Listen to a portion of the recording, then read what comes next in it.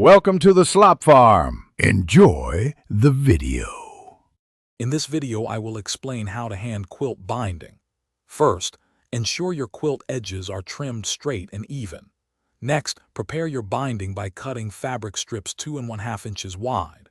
Join these strips end to end to form one long piece. Then, press this entire strip in half lengthwise with wrong sides facing each other, creating a neat, folded edge. This preparation is key for a smooth finish. Now let's attach the binding. Place the raw edge of your folded binding strip against the raw edge of the quilt top. Use a 1/4 inch seam allowance to stitch the binding to the quilt, starting on one side. When you reach a corner, stop stitching 1/4 inch from the edge, then fold the binding to create a mitered corner before continuing your seam. This technique ensures neat, crisp corners. With the binding machine stitched to the front, it's time for the handwork. Gently fold the binding over to the back of the quilt, ensuring it covers the raw seam allowance completely.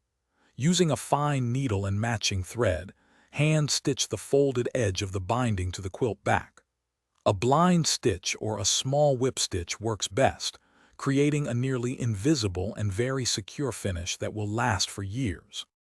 Once all your hand stitching is complete, take a moment to secure any loose thread ends by carefully burying them within the quilt layers. Give your newly bound quilt a final, gentle press to ensure the binding lies perfectly flat and looks professional. This final step truly enhances the overall appearance of your beautiful work. Remember to check the description below for a link to the Shark AI Ultra Robot Vacuum and other great deals. Thanks for watching. Consider subscribing if we helped you today.